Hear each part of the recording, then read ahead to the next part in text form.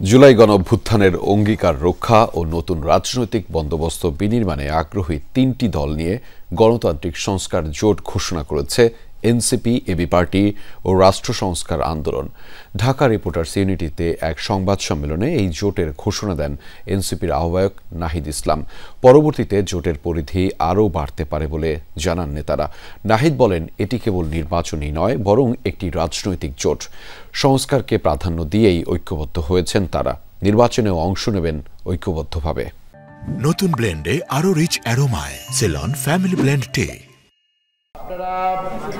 আজকে দেখতে পাচ্ছেন স্পষ্ট নির্বাচনী তফসিল ঘোষণার আগে রাজনৈতিক দলগুলো কে কার জোট সঙ্গী হবে তা নিয়ে গুঞ্জন চলছিল। জামায়াতে ইসলামী, বিএনপি সহ পুরনো রাজনৈতিক দলের সাথে নয়, বরং নতুন রাজনৈতিক দলগুলোকে এক ছাতার নিচে আনার অঙ্গীকার নিয়ে সোমবার নতুন জোটের আত্মপ্রকাশ।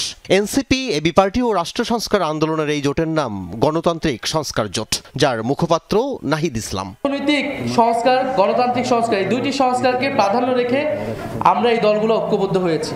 জোটের ঘোষণা আসে আওয়ামী লীগ সরকারের পতনের এক দফার ঘোষক নাহিদ ইসলামের কাছ থেকেই। বলেন, বাংলাদেশ আগের মতো হয়ে যাবে এমন নানা আশঙ্কার আর আলামতের হাতছানি দেখা যাচ্ছে। তবে জনগণকে অভয় দিয়েই নতুন রাজনৈতিক জোটের আত্মপ্রকাশ। প্রত্যাশা রাখছি যে আমরা একটা প্রতীকে, একটা বাক্সে আমরা আমাদের যে সমর্থনগুলো রয়েছে সারা দেশে সেটাকে আনতে পারবো। সেটার আইনি প্রক্রিয়া কি হবে বা পদ্ধতি কি আছে সেটা হয়তো আমাদেরকে আরো ব্যাখ্যা বিশ্লেষণ করে আমাদেরকে পরবর্তীতে আমরা জানাতে পারবো।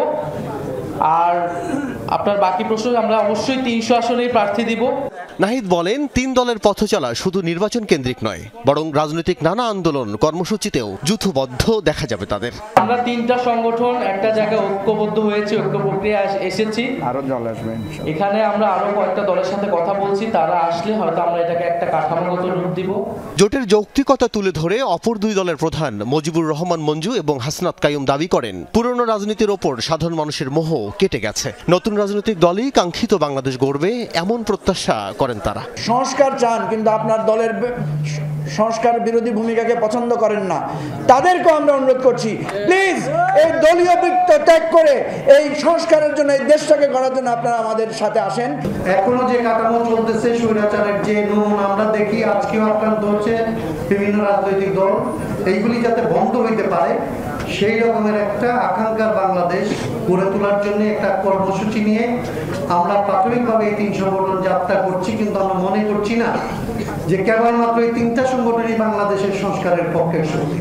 তিন দল নিয়ে এই জোটের যাত্রা শুরু হলেও ভবিষ্যতে সংস্কারের পক্ষে থাকা আরো কয়েকটি দল অন্তর্ভুক্ত হবে বলেও জানান উদ্যোক্তারা। আমাদের এই আহ্বানের মূল সূত্র হচ্ছে জুলাই অভ্যুত্থানের অঙ্গীকার এবং বাংলাদেশকে একটা নতুন রাজনৈতিক বন্দোবস্তে নিয়ে যাওয়া। এটার জন্য কোনো দল মতের সাথে আমাদের বিরোধ থাকবে না। আমাদের এটার সাথে যারা একমত থাকবে তাদের সাথেই আমাদের বন্ধুত্ব হবে। আল আমিন হক, যমুনা নিউজ, ঢাকা।